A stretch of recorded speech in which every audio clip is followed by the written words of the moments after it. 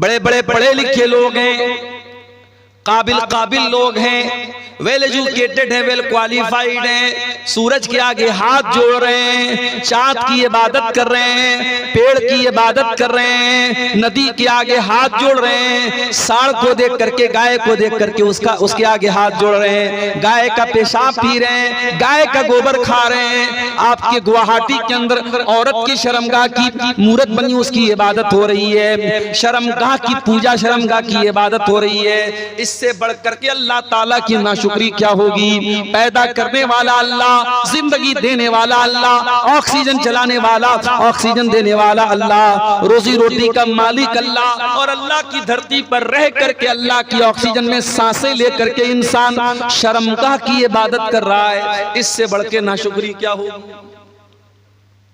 अभी हमारे उत्तर प्रदेश में 12 साल पर हमारे गैर मुस्लिम भाइयों का एक त्यौहार आता है, महाकुंभ के नाम से। अभी वो चल रहा है, बड़ी भीड़ है, अभी ट्रेनों में, रोड पर सफर करना बड़ा मुश्किल है।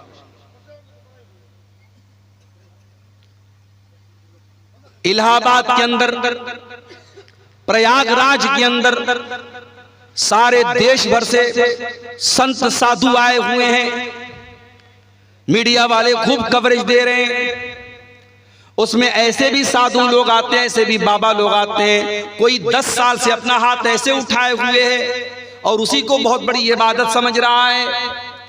कोई नंगा हो करके, मादर जात बरहना है, नंगा है, बदन पर एक कपड़ा नहीं, शर्मगाह नजर आ रही है। औरत आती है, उस नंगे बाबा के आगे सजदा करती है, उसकी शर्मगाह को छू करके आशीर्वाद लेती है, और मीडिया वाले उसको कवरेज दे रहे हैं। मेरे प्यारे साथियों, इस मंजर को देख करके इंसानियत भी शर्मा जाए, इंसान भी शर्मा जाए कि ये क्या हो रहा है। शर्मगाह की इबादत हो रही है और इंसान नंगा घूम रहा है, और उसको दीन समझा जा रहा है, उसको सवाब समझा जा रहा है।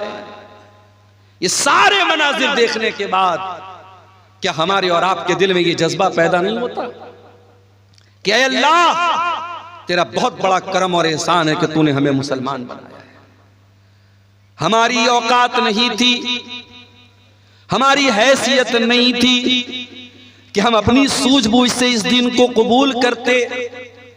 बड़े बड़े दानिश्वर, बड़े बड़े पढ़े लिखे बुद्धिजीवी लोग इसी मुल्क में रहते हैं, इस्लाम कबूल नहीं कर रहे हैं, तौहीद कबूल नहीं कर रहे हैं। ऐ अल्लाह, हम इस बात की गारंटी कैसे ले सकते थे। ये तो तेरा करम है, तूने हमें मुसलमान बनाया है। कभी गौर करना मेरे प्यारे साथ, हमारे अंदर कोई सुरखाब का पर लगा हुआ है। अल्लाह ने कौन सी ऐसी खास बात हमारे अंदर देखी, हमको मुसलमान बना दिया। ये बस उसका करम है, उसकी कृपा है, उसकी रहमत है, वरना हम किस लायक है मेरे प्यारे साथी।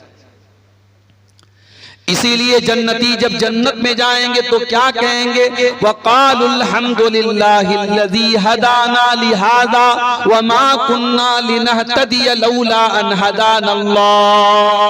आय अल्लाह, तेरा करम और तेरा शुक्र है, तूने हमको हिदायत की नेमत से नवाजा, इस्लाम की नेमत से नवाजा। आय अल्लाह, अगर तू हमको हिदायत न देता तो हमें ये हिदायत नहीं मिल सकती थी, हम इस हिदायत को नहीं पा सकते थे। आय अल्लाह, तेरा करम है कि तूने हमको हिदायत से नवाजा। ये अल्लाह का बहुत बड़ा एहसान है मेरे प्यारे साथी। इसीलिए 5 टाइम की नमाज में हम बार बार अल्लाह ताला से क्या दुआ करते हैं, इहदिनस सिरातल मुस्तकीम। आय अल्लाह, तू सिराते मुस्तकीम पर हमको चलाना, अपने सीधे रास्ते पर चलाना, इस्लाम के ऊपर चलाना। सिरातल लज़ीना अनअमता अलैहिम। आय अल्लाह, उनके रास्ते पर चलाना जिनके ऊपर तेरा करम हुआ, तेरा इनाम हुआ। आय अल्लाह, नबियों के रास्ते पर चलाना। आय अल्लाह, सिद्दीकीन के रास्ते पर चलाना। आय अल्लाह, शुहदा के रास्ते पर चलाना। आय अल्लाह, सालिहीन के रास्ते पर चलाना। गैरिल मग़दूबि अलैहिम वलद्दाल्लीन। आय अल्लाह, उनके रास्ते पर तू न चलाना जिनके ऊपर तेरा गजब नाजिल हुआ, उनके रास्ते पर न चलाना जो भटक गए। आय अल्लाह, यहूद और नसारा के तरीके पर न चलाना। ये दुआ करते हैं हम सूरह फातिहा की शक्ल में। 5 टाइम की नमाज में हर रकात में हम ये दुआ करते हैं। ये इतनी बड़ी नेमत है मेरे प्यारे साथियों, इस्लाम के इस नेमत को हम बार बार अल्लाह से, इसीलिए कुरान में हमको ये दुआ सिखाई गई, रब्बना ला तुज़िग़ क़ुलूबना बअद इज़ हदैतना व हब लना मिन लदुनका रहमह इन्नका अंतल वह्हाब। ईमान वाले ये दुआ करते हैं, ऐ परवरदिगार, जब तूने इस्लाम की नेमत से हमको नवाजा, जब तूने हिदायत की नेमत से हमको नवाजा, ऐ अल्लाह दोबारा हमको भटकने न देना, गलत रास्ते पे जाने न देना, शिर्क के रास्ते पर जाने न देना, कुफ्र के रास्ते पर जाने न देना। ऐ अल्लाह, जब तूने हिदायत की नेमत से नवाजा तो फिर हमारे दिल की हिफाजत करना। इसी झारखंड की सरजमीन पर रांची बहुत मशहूर शहर है, झारखंड कैपिटल है आपके स्टेट की।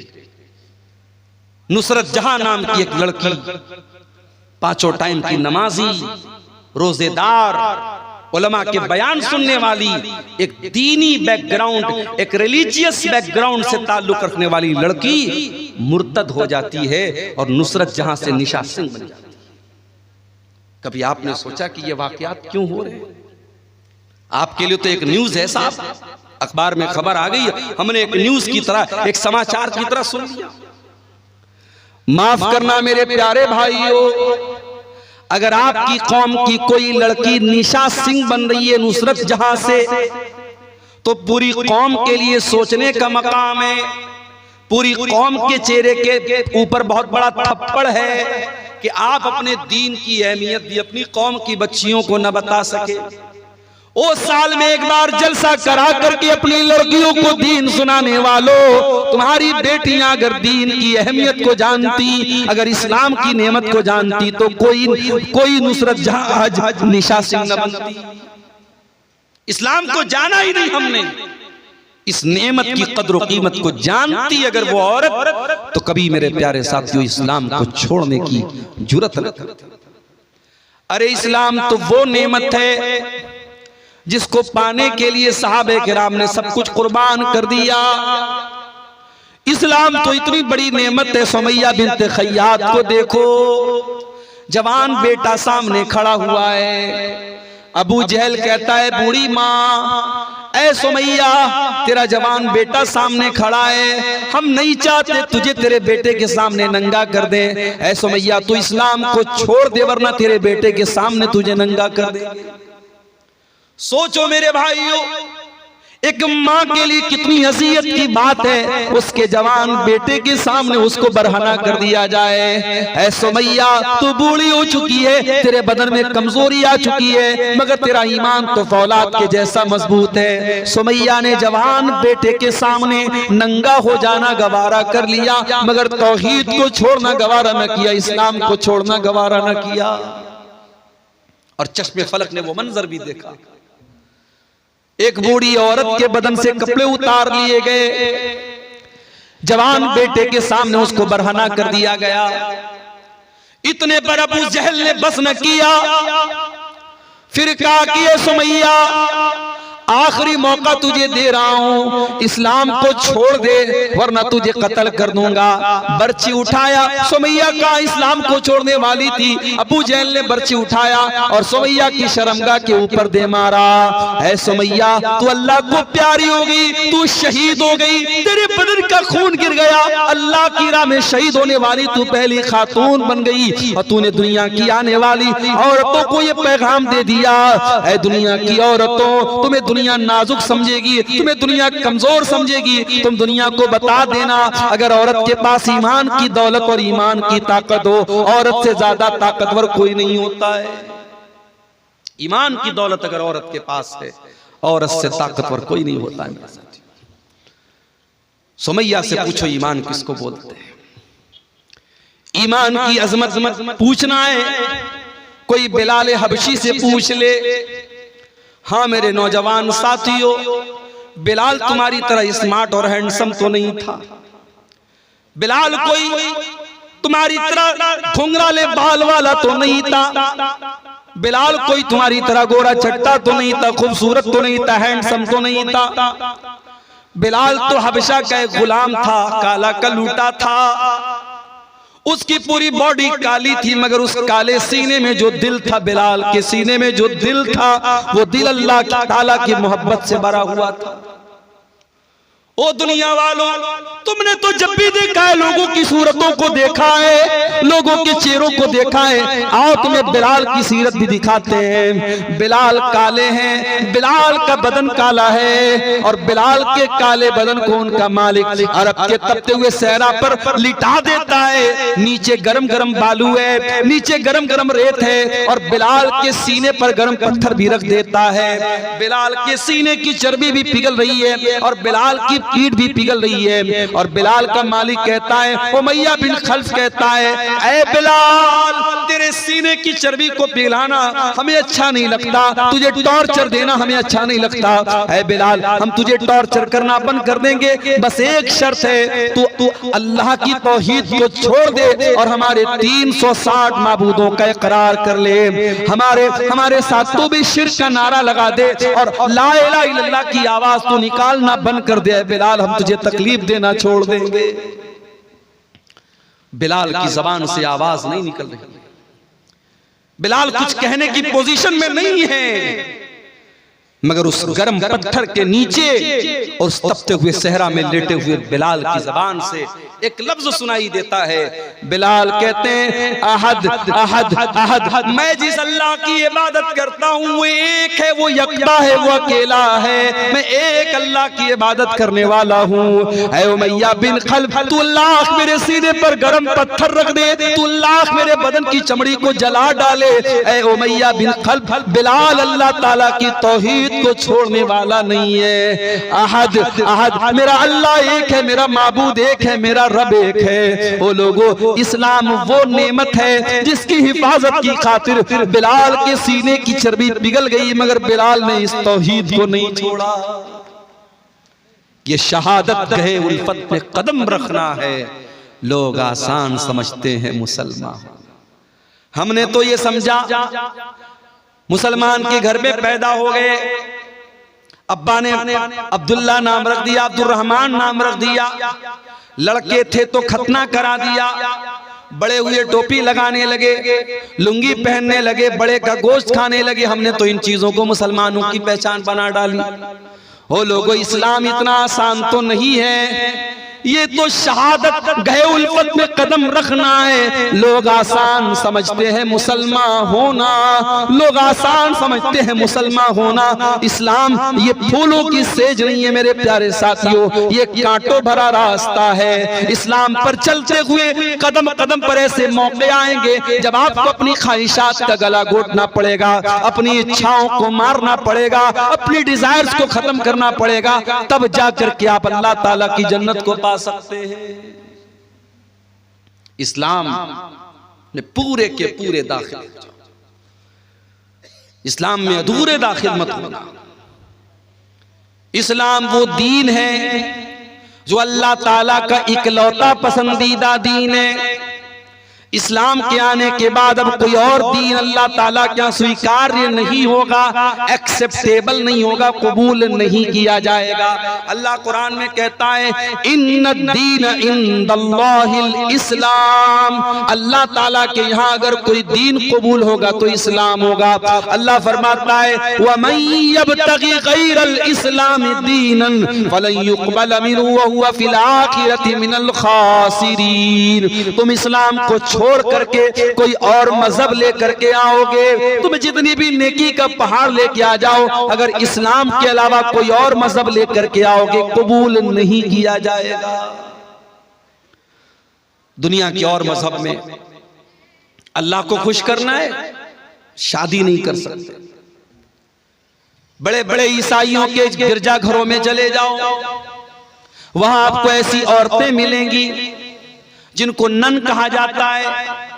ये नन वो औरतें होती हैं जो जिंदगी भर शादी नहीं करती हैं, जो अपने आप को चर्च के लिए खास कर लेती हैं। उनका अकीदा ये होता है, अगर अल्लाह ताला को राजी करना है, खुश करना है, तो हम शादी नहीं करेंगे, हम शौहर के पास नहीं जाएंगे, हम सारी जिंदगी चर्च में रहेंगे। उनको नन कहा जाता है।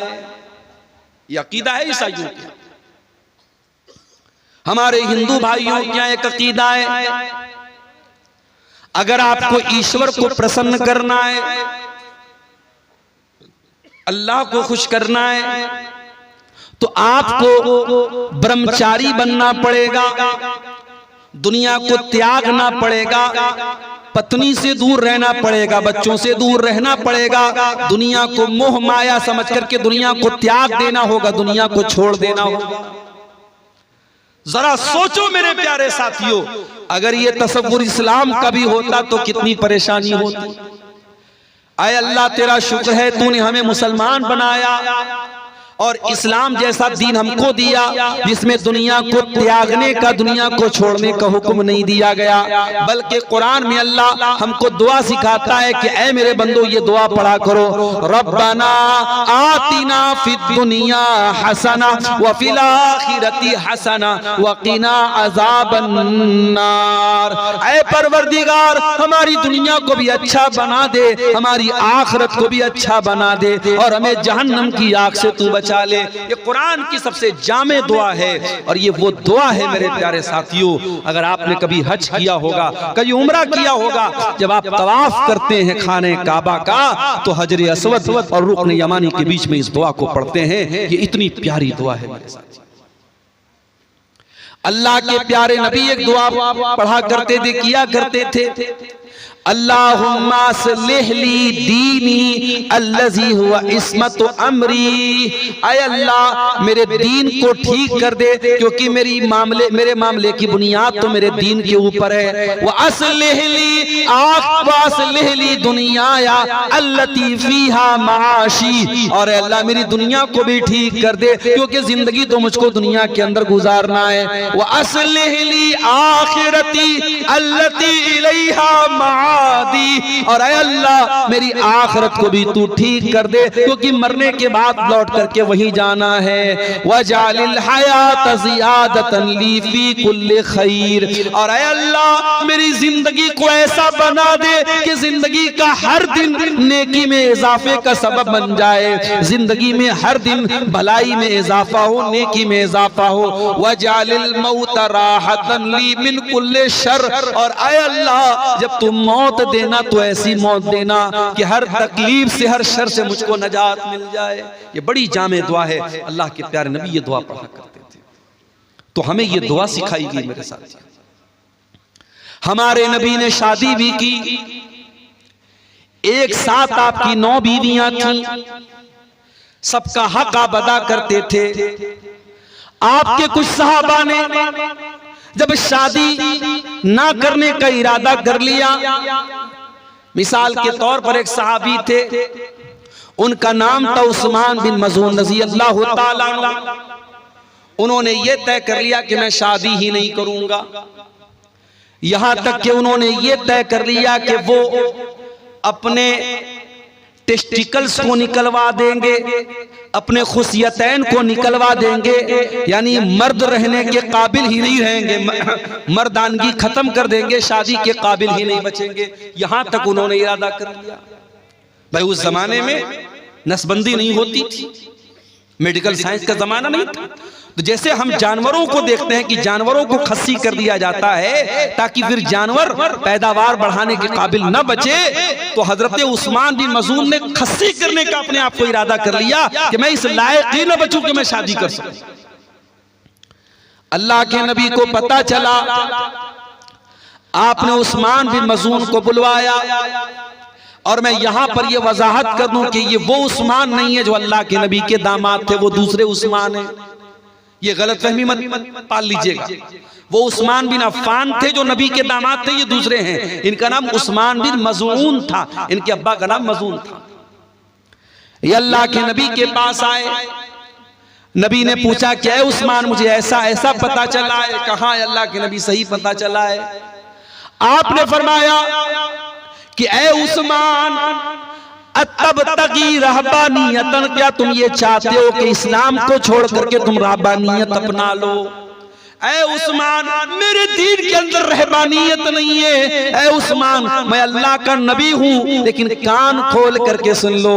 उमिरतु अन अनामा व अकूमा, मुझे अल्लाह ने हुक्म दिया है मैं रात में आराम भी करता हूँ और रात में नमाज भी पढ़ता हूँ। व असूमा व उफ्तिर, मैं रोजा भी रखता हूँ और कभी कभी रोजा नहीं भी रखता हूँ, मैं कंटिन्यू नफिल रोजा नहीं रखता हूँ। और अल्लाह ने मुझको हुक्म दिया है मैं निकाह भी करता हूँ, मेरी बीवियां भी है, और यही मेरा तरीका है। फमन रगीबा अन सुन्नती फलैसा मिन्नी, जो मेरे तरीके से हटेगा उसका मुझसे कोई ताल्लुक नहीं है।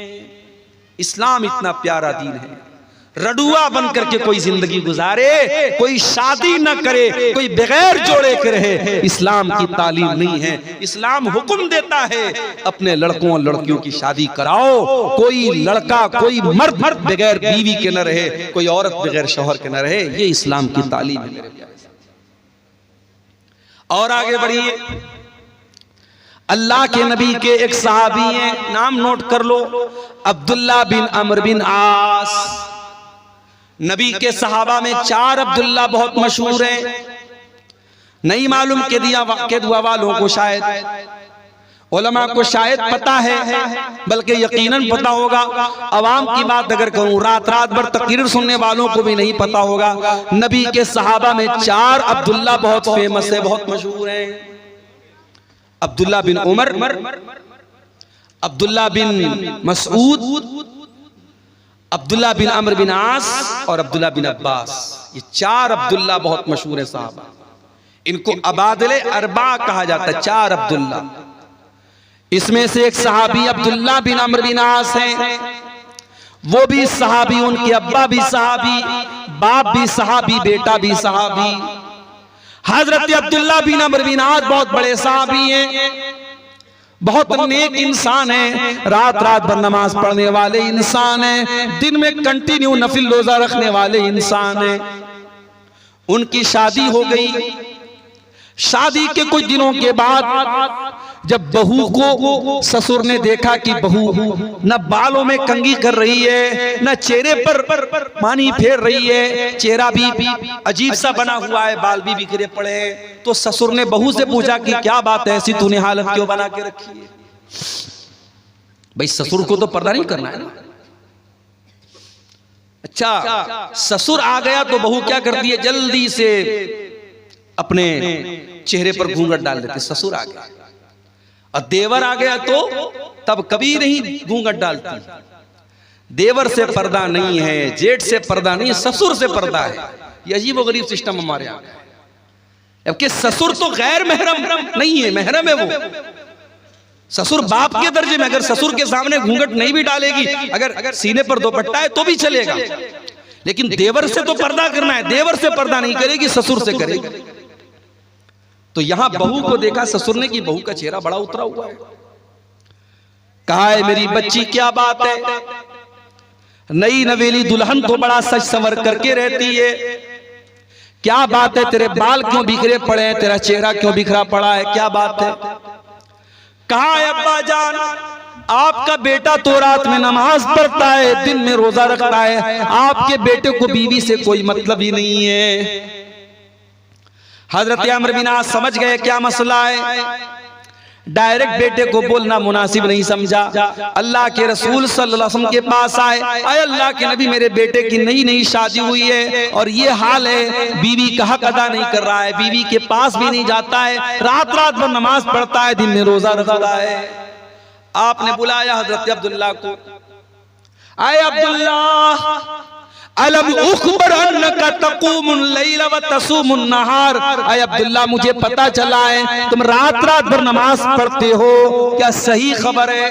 हाँ अल्लाह के नबी, सही बात है। आए अब्दुल्ला, मुझे पता चला है तुम दिन में कंटिन्यू रोजा रखते हो, क्या सही खबर है? हाँ अल्लाह के नबी, सही खबर है। आए अब्दुल्ला, कल तक अकेले थे, आज शादी हो चुकी है, बीवी तुम्हारे घर आ चुकी है। अय अब्दुल्ला कान खोल करके सुन लो, देखो मुझे देखो, मैं नमाज भी पढ़ता हूँ और रात में आराम भी करता हूँ, मैं रोजा भी रखता हूँ और कभी कभी रोजा नहीं भी रखता हूँ, मैं कंटिन्यू नफिल रोजा नहीं रखता हूँ और मैंने निकाह भी किया है। अय अब्दुल्ला इन्ना लिअयनिका अलैका हक्का व इन्ना लिज़ौजिका अलैका हक्का व इन्ना लिरब्बिका अलैका हक्का।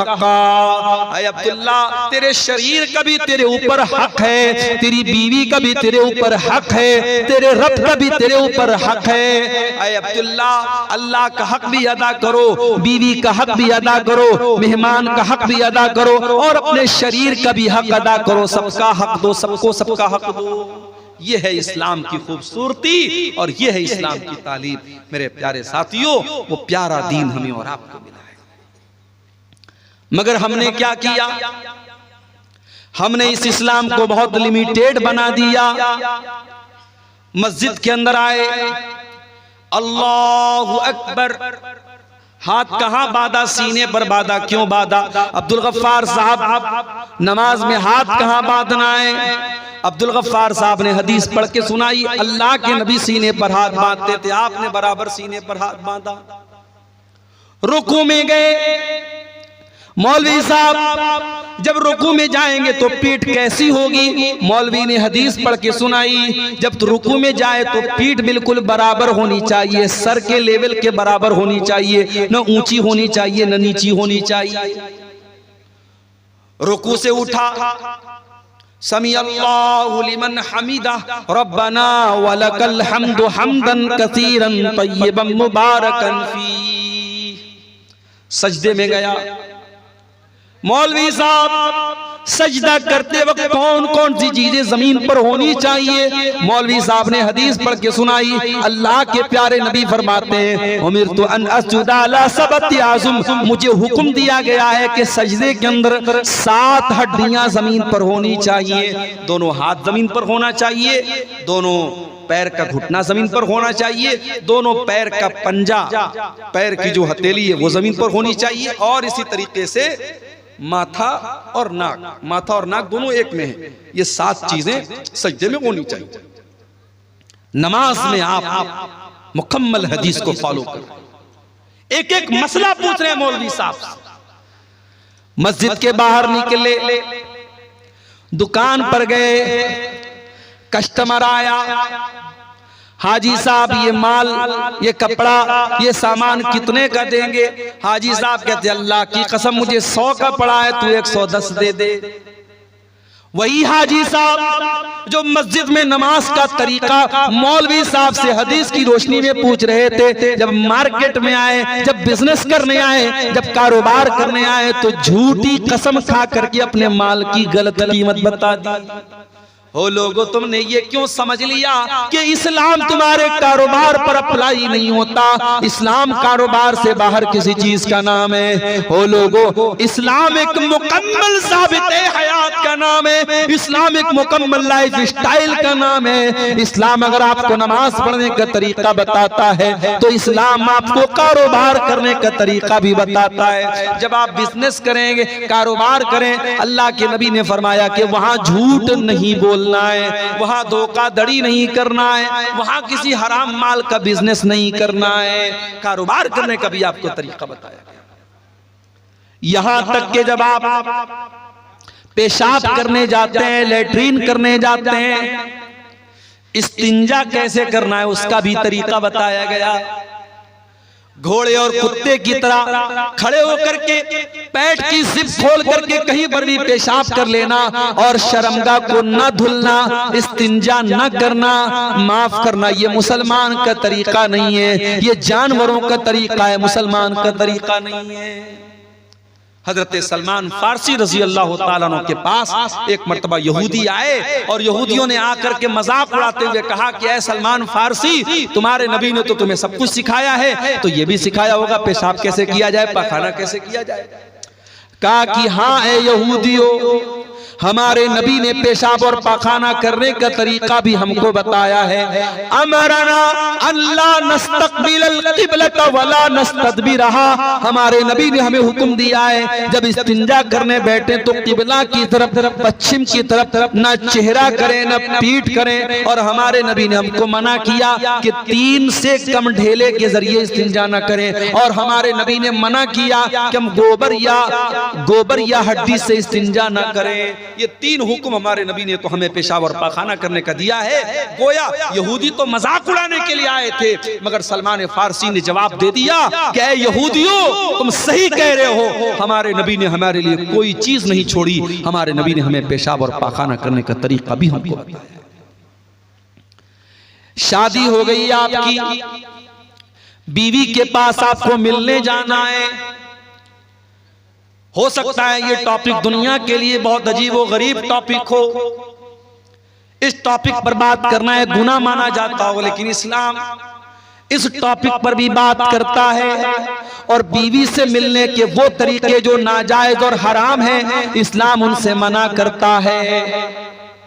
आज हमारे नौजवानों में गंदी फिल्मों के जरिए, पॉर्न मूवीज के जरिए बहुत सारे गलत तरीके बीवी से मिलने के राइज हो चुके हैं। आज इसकी भी जानकारी करने की जरूरत है कि मियां बीवी के ताल्लुकात के सिलसिले में इस्लाम क्या कहता है।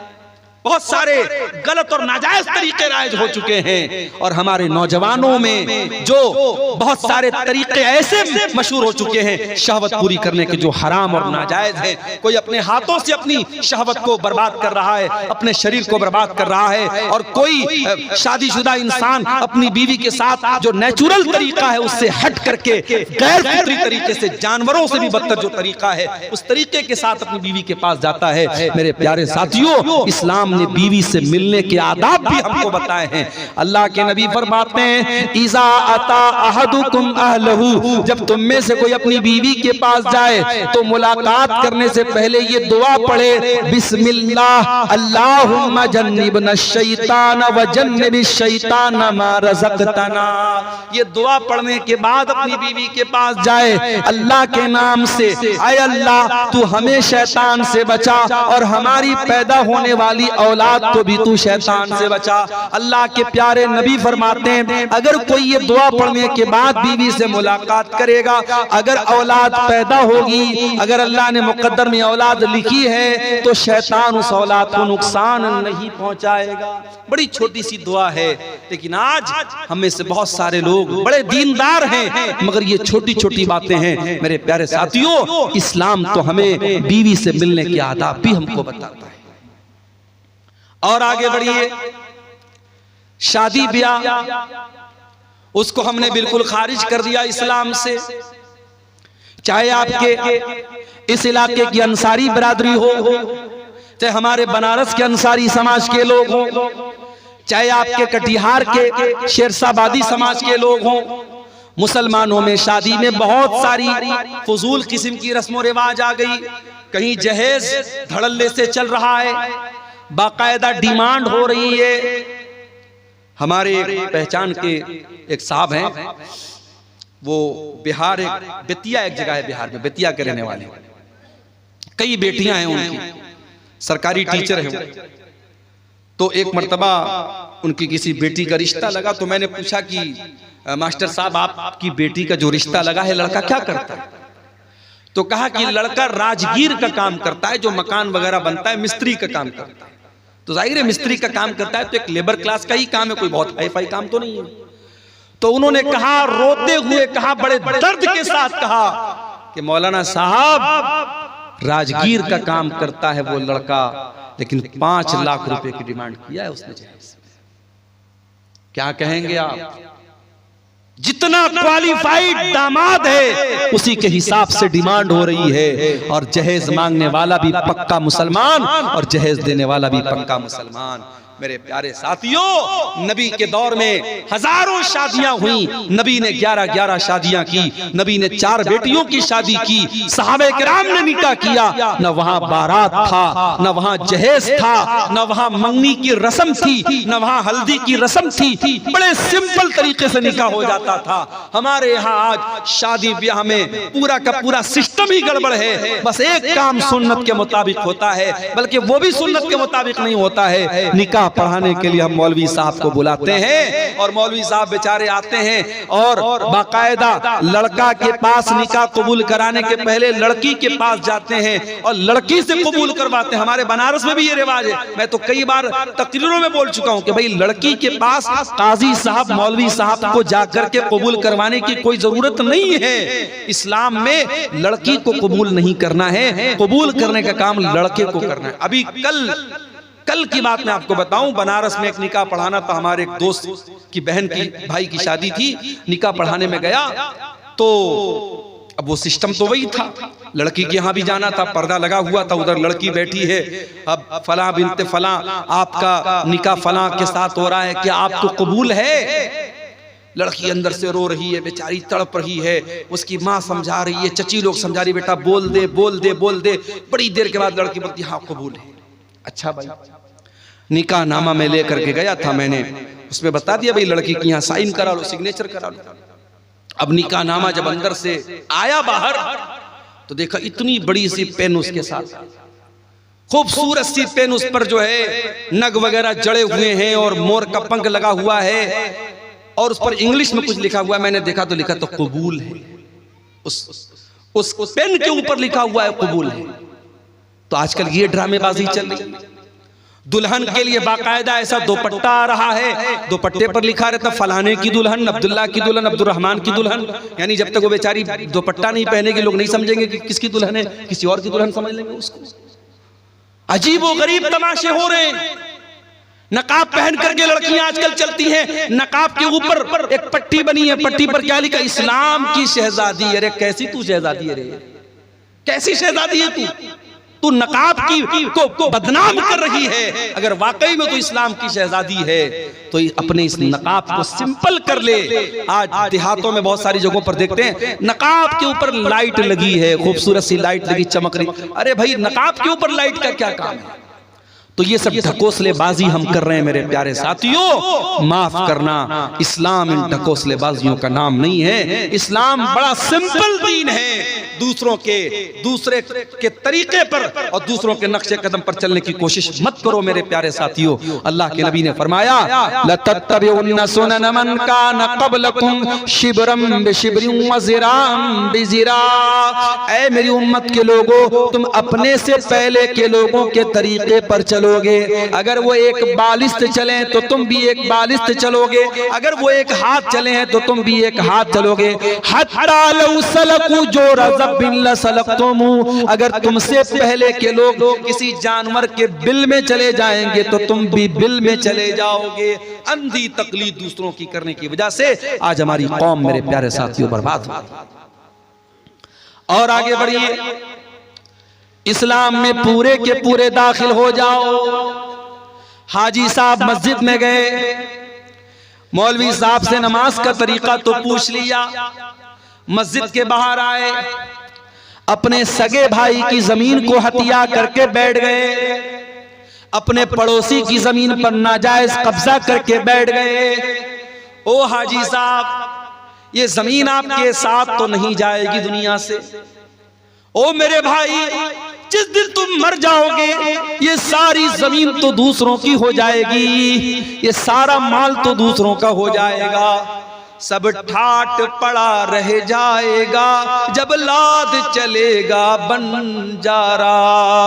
कब्र की 2 गज जमीन के अंदर सबको जाना है, सब छोड़ के जाना है। ये जमीनें यही रह जाएंगी, ये जायदादें यही रह जाएंगी, ये खेत खलियान यही रह जाएगा, ये तिजोरियां यही रह जाएंगी, ये बैंक बैलेंस दूसरों के नाम हो जाएगा। मेरे प्यारे साथियों, जब आप कब्र के अंदर जाएंगे, जितने भी नेक हो, जितने भी नमाजी हो, जितने भी दीनदार हो, ये कब्र आपको दबोचेगी, ये कब्र आपको पकड़ेगी, ये कब्र आपको के ऊपर तंग हो जाएगी। नबी के सहाबी थे साद बिन मुआज रजी अल्लाह तआला अन्हु, इंतकाल हो गया। नबी के इतने बड़े सहाबी इंतकाल हो गया कि अल्लाह के नबी ने उनके इंतकाल के मौके पर फरमाया इहतज़ल मौतु लिसाद इब्न मुआज, आज साद इब्न मुआज का इंतकाल हुआ है। आज इनके इंतकाल पर अल्लाह का अर्श भी हिलने लगा है। इनके जनाजे में 70,000 फरिश्ते जमीन पर उतरे थे। इनका बदन भारी भरकम था। जब जनाजा उठाया गया तो जनाजा बड़ा हल्का मालूम हो रहा था। बाज मुनाफिकों ने कहा कि अरे जनाजा तो बड़ा हल्का मालूम हो रहा है। अल्लाह के प्यारे हबीब ने फरमाया इन्ना लहू हमलतन गैरुकुम, ऐ मेरे सहाबा ये साद बिन मुआज का जनाजा है, इसके जनाजे में फरिश्ते भी शामिल हैं। इनके जनाजे को फरिश्तों ने उठा के रखा है। इतने बड़े सहाबी थे साद बिन मुआज रजी अल्लाह ताला। साद बिन मुआज को कब्र में उतारा जाने लगा। सहाबे किराम भी साइड में खड़े हैं। अल्लाह के प्यारे नबी भी कब्र के पास खड़े हैं। जब जनाजे को कब्र में उतारा जाने लगा, अचानक अल्लाह के नबी के चेहरे की रंगत बदल गई। अल्लाह के नबी के चेहरे पर डर तारी हो गया, आपके चेहरे पर खौफ तारी हो गया और आपने 3 मरतबा फरमाया सुबहान अल्लाह, सुबहान अल्लाह, सुबहान अल्लाह, अल्लाहु अकबर, अल्लाहु अकबर, अल्लाहु अकबर। आपने 3 मरतबा तकबीर पढ़ी, 3 मरतबा तस्बीह पढ़ी। साहबा ने भी तस्बीह पढ़ी, साहबा ने भी तकबीर पढ़ी। साहबा ने कहा अल्लाह के नबी क्या बात है, आप क्यों घबराए से लग रहे हैं, क्यों आप 3 मरतबा तस्बीह पढ़ रहे हैं, क्यों आप 3 मरतबा तकबीर पढ़ रहे हैं। आपने फरमाया ऐ मेरे सहाबा तज़ायक़ाला साहिबिकुम अल कब्र, तुम्हारे इस साथी की कब्र इनके ऊपर तंग हो गई। इनकी कब्र ने इनको दबोचा था, इनकी कब्र ने इनको पकड़ा था और जितनी देर इनकी कब्र ने इनको पकड़ा था, ऐ मेरे सहाबा मैं भी डर गया और मैंने अल्लाह की तस्बीह पढ़ी, अल्लाह की तकबीर पढ़ी। ऐ मेरे सहाबा इन्ना लिल कब्रि ज़ग़ततन लौ नजा मिनहु अहदुन लनजा साद इब्न मुआज, अगर कब्र के दबोचने से कोई बच जाता तो साद बिन मुआज बच जाते। ओ लोगो, जब नबी का सहाबी नहीं बचा, हमारी और आपकी क्या हैसियत है। ओ नमाजियों, ओ तहज्जुद पढ़ने वालों, ओ रोजा रखने वालों, ओ कुरान पढ़ने वालों, ये कब्र तो तुमको भी पकड़ेगी, ये कब्र तो तुमको भी दबोचेगी। ओ लोगो, उस कब्र की जिंदगी के बारे में कभी सोचो, कभी उसकी तैयारी करो। ये नाजायज की जायदादें, ये नाजायज जमीनें, ये नाजायज दौलत दूसरे लेके चले जाएंगे, दूसरे मौज मस्ती करेंगे और तुम कब्र में उसकी सजा झेलोगे। ये कोई फायदे का सौदा नहीं है, ये घाटे का सौदा है मेरे साथ। हराम कमाई ला करके दूसरों की जिंदगी बना रहे हो और अपनी आखिरत बर्बाद कर रहे हो। भाई भाई की जमीन पर कब्जा कर रहा है, पड़ोसी पड़ोसी की जमीन पर कब्जा कर रहा है। अल्लाह के नबी फरमाते हैं ओ लोगों कान खोल करके सुन लो, मैं एक इंसान हूं, मेरा फैसला गलत भी हो सकता है। हो सकता है कि 2 लोग जमीन का फैसला मेरे पास कराने के लिए आए और एक इंसान बड़ी चिकनी चुपड़ी बात करने वाला हो और उसकी बात के फेवर में मैं फैसला कर दूं और दूसरे के खिलाफ कर दूं, जिसका हक था उसको न मिले दूसरे को दे दूं, ऐसा हो सकता है। मैं इंसान हूं, मुझसे गलती हो सकती है। ऐ मेरे सहाबा, अगर कभी ऐसा हो जाए और जमीन जिसकी नहीं थी मैंने जमीन उसके हक में दे दी, तो कान खोल करके सुन लो, इन्नमा अक़तउ लहू क़िताअतम मिनन नार, मैं जमीन का टुकड़ा नहीं दे रहा हूं, मैं जहन्नम की आग का टुकड़ा दे रहा हूं। ओ जमीनों में बेईमानी करने वालों, ओ जायदादों में दूसरों का हक मारने वालों, अल्लाह के वास्ते तौबा कर लो। ये जमीनें तुम्हारे साथ कब्र में नहीं जाएंगी, ये जायदादें तुम्हारे साथ कब्र में नहीं जाएंगी। ये बड़े घाटे का सौदा है। कल कयामत के दिन अल्लाह के पास जाओगे, जिसकी जमीन को हड़पा था, जिसकी जायदाद पर नाजायज कब्जा किया था, जिसके खेत पर नाजायज कब्जा किया था, जिसकी जमीन पर नाजायज कब्जा किया था, वो आकर के कहेगा आय अल्लाह ये मेरा पड़ोसी है, ये मेरा भाई है, ये मेरा रिश्तेदार है, आय अल्लाह इसने मेरी जमीन को नाजायज तरीके से हड़प लिया था।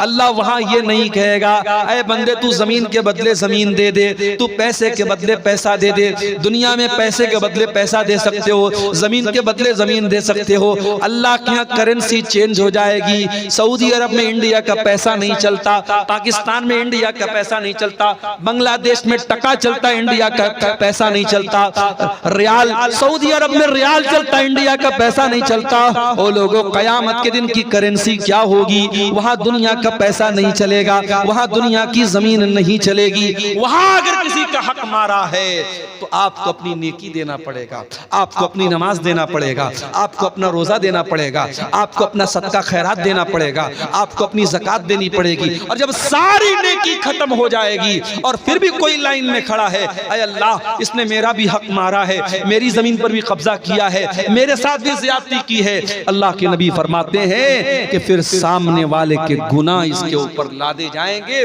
और जो इंसान दुनिया से बहुत सारी नेकी लेकर के आया था वही इंसान गुनाहों से लदा हुआ जहन्नम की आग में फेंक दिया जाए।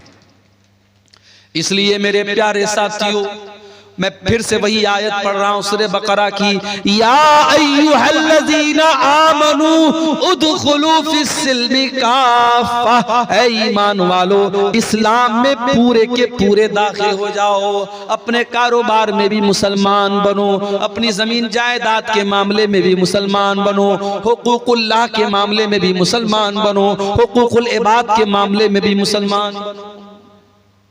अगर बाप हो एक अच्छे बाप बनो, बेटे हो एक अच्छे बेटे, शौहर हो एक अच्छे शौहर, सारे गांव के लिए बहुत अच्छे हो, बीवी से कभी प्यार से बात नहीं करते, अरे तू कैसा नबी का मानने वाला है, तेरे नबी अपनी बीवियों के नखरे उठाया करते थे, बीवियों के साथ हंसी मजाक किया करते थे। अल्लाह के प्यारे नबी फरमाते हैं, खैरुकुम खैरुकुम ले अहलिही व अना खैरुकुम ले अहली, ओ लोगो तुम में सबसे बेहतरीन इंसान वो है जो अपनी बीवी के लिए अच्छा है और मैं अपनी बीवी के लिए सबसे अच्छा हूँ। प्यारे नबी अपनी बीवियों के लिए सबसे अच्छे थे। ओ लोगों अच्छे शौहर बनो, अच्छे बाप बनो। आज तो हमारा हाल क्या है, हमारे बच्चों को तो मोबाइल पालता है, 3 साल का बच्चा है खाना नहीं खाता, माँ ने यूट्यूब दे दिया, 5 साल का बच्चा है, बच्चा परेशान कर रहा था, माँ ने मोबाइल दे दिया। आपका बच्चा तो मोबाइल से पल रहा है, यूट्यूब से पल रहा है। ओ लोगों अपने बच्चों को टाइम दो। एक मर्तबा ट्रेन में मैं सफर कर रहा था, एक गैर मुस्लिम लड़का लड़की आपस में बात कर रहे, मुझे नहीं मालूम कि भाई बहन थे या मियाँ बीवी थे या कौन थे, मुझे नहीं मालूम, आपस में बात कर रहे थे। ट्रेन की बात बता रहा हूं। तो लड़के ने कहा कि आजकल छोटी छोटी बच्चियां प्यार मोहब्बत के नाम पे क्या क्या कर रही हैं, 8-8 साल की 10-10 साल की लड़कियां वो भी प्यार मोहब्बत के चक्कर में पड़ी हुई। तो जो लड़की थी ट्रेन के अंदर, उस लड़की ने बड़ी पॉइंट की बात की। उसने कहा कि छोटी छोटी बच्चियां अगर गलत रास्ते पर जा रही हैं तो ये जिम्मेदारी किसकी है कि उनको सही गलत का फर्क बताएं। ये जिम्मेदारी माँ बाप की है, ये जिम्मेदारी गार्जियन की है। तो लड़का बोला कि गार्जियन कितना ध्यान देगा, गार्जियन कितना भी देखेगा। तो लड़की ने कहा कि गार्जियन अपने आप को झोंक दे। आज का दौर वो दौर है। वो गैर मुस्लिम लोग थे, उनकी बातें, मैं ट्रेन में बैठा था। आजकल का तो माहौल ऐसा है, ट्रेन पर भी आप ज्यादा किसी से बात नहीं कर सकती, अपनी अपनी सीट पर आदमी बैठा रहता है। लेकिन वो बातचीत जो हो रही थी मैं सुना तो मुझे वो बात बड़ी वजनदार लगी। उस लड़की ने कहा कि आज के दौर में अगर अपनी बच्चियों की परवरिश करना है तो अपने आप को कुर्बान करना पड़ेगा, तब आप बच्चियों की परवरिश कर सकते हैं। मेरे प्यारे साथियों, जमाना बड़ा नाजुक है। आपकी जवान होने वाली बेटियों को बहकाने के लिए हजारों रास्ते मौजूद हैं। फेसबुक मौजूद है, इंस्टाग्राम मौजूद है, व्हाट्सएप मौजूद है, स्कूल का गंदा माहौल है, कॉलेज का गंदा माहौल है, सोशल मीडिया है, इलेक्ट्रॉनिक मीडिया है, प्रिंट मीडिया है, शैतान के फितने हैं। आपकी जवान होने वाली नस्ल को बर्बाद करने के बहुत सारे रास्ते हैं। अगर आपने ध्यान न दिया, अगर आपने अपने आप को कुर्बान नहीं किया अपने बच्चों की तरबियत के लिए, कल पछताना पड़ेगा।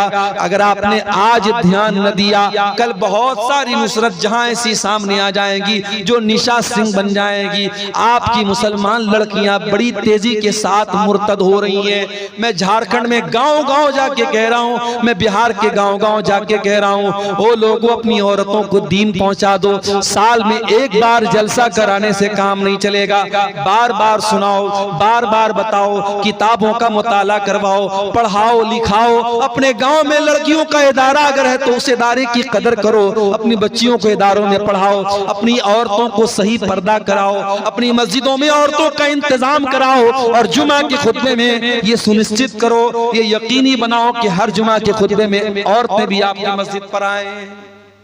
ये 1 साल का जलसा करा लेने से, जो जलसे में भी क्या होता है, कुछ औरतें बेचारी पिंडाल में बैठी हैं, कुछ औरतें बैठ करके वहां बाहर मार्केट में कुछ खा रही हैं, पी रही, कुछ मटर गश्ती कर रही हैं, कुछ इधर टहल रही हैं, कुछ उधर टहल रही हैं। ये कोई आप मस्जिद से बड़ा बेहतरीन माहौल कहीं नहीं हो सकता। जुमा के खुतबे में आधा घंटा की तकरीर सारे लोग सुकून से वजू करके सुनते हैं। अगर आपके घर की औरतें जुमा का खुतबा सुनेंगी, मैं बार बार ये बात तकरीरों में कहता हूँ, साल में 52 जुमा का खुतबा होता है। अगर आपके घर की औरतें 52 मरतबा जुमा में जाएंगी, इंशाअल्लाह दीन की बहुत सारी मालूमात वो लेकर के जाएंगी। तरबियत के लिए टाइम निकालना पड़ेगा मेरे साथी। इसीलिए अरबी का एक शायर कहता है, लईसल यतीम मन इंतहा अबवाहु मिन हम्मिल हयाती व खल्लफाहु जलीला। अरे यतीम वो नहीं है जिसके माँ बाप दुनिया से चले गए हो। इन्नल यतीम हुवल्लज़ी तल्का लहू उम्मन तखल्लत औ अब मशगूला। अरे यतीम तो वो बच्चा है जिसकी माँ के पास समय नहीं है, जिसके बाप के पास टाइम नहीं है, जो अपने बच्चों की तरबियत के लिए वक्त नहीं निकालता है। इसलिए मेरे अजीजों, अपने बच्चों की तरबियत के लिए वक्त निकालो। इस्लाम में पूरे के पूरे दाखिल हो जाओ। एक अच्छे बाप बनो, एक अच्छे शौहर बनो, एक अच्छे मुरब्बी बनो, ताकि आपकी आने वाली नस्लें दीनदार बने। ये समाज के फितरों से अगर अपनी आने वाली नस्लों को बचाना है, मेरे अजीजों, अपने आप को नेक और दीनदार बनाओ। या अय्युहल्लज़ीना आमनू उदखुलू फिस्सिल्मि काफ़ा।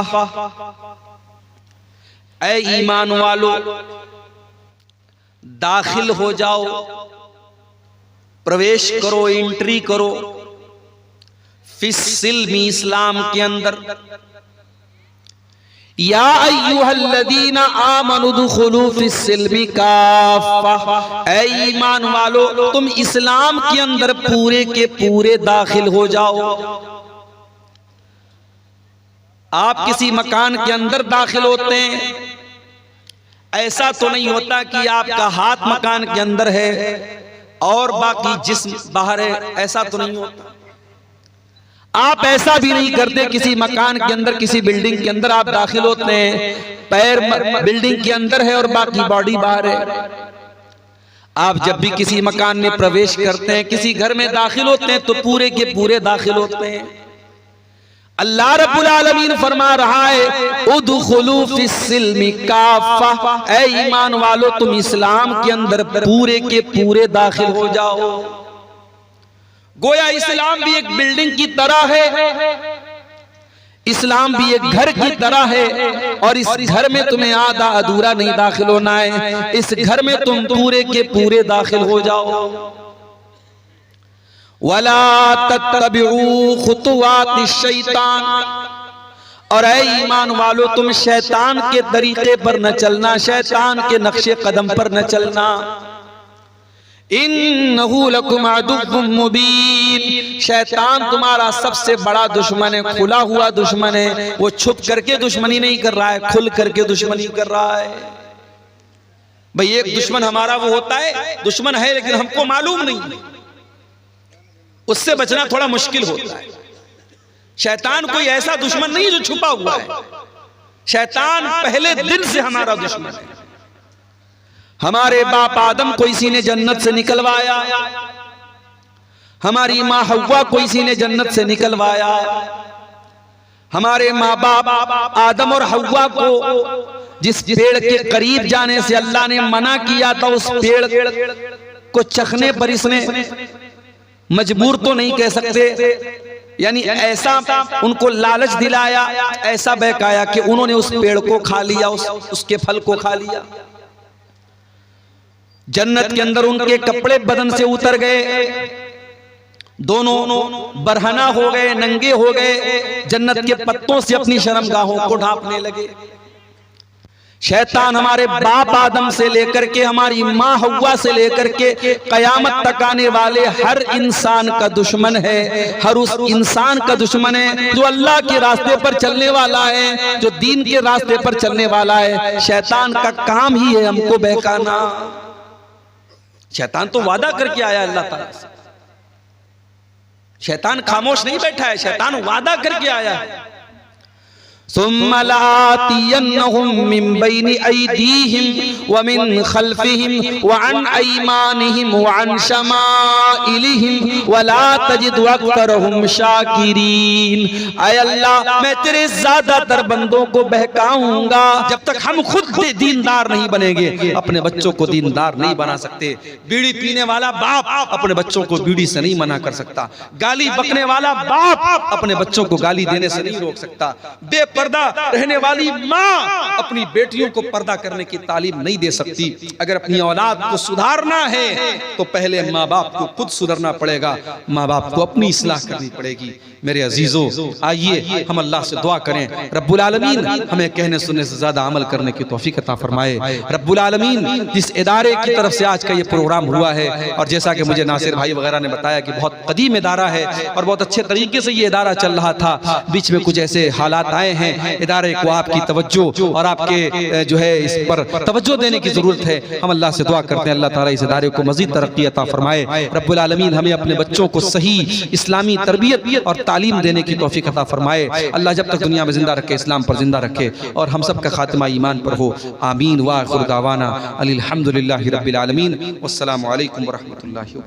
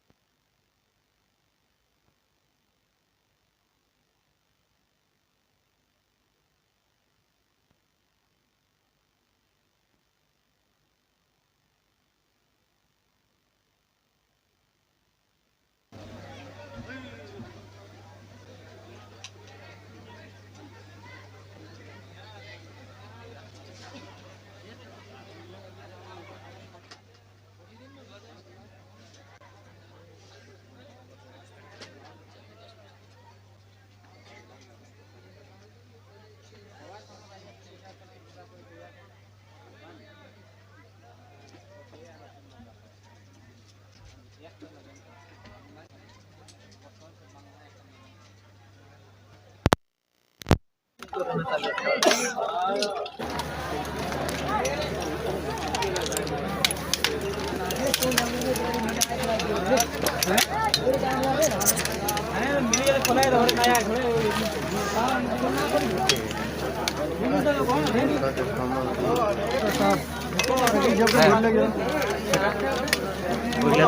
अपना पॉकेटे तो जे छुटा भी जेटे जेटे कहा तो दादा को नहीं अपना अपना सेफ्टी रखने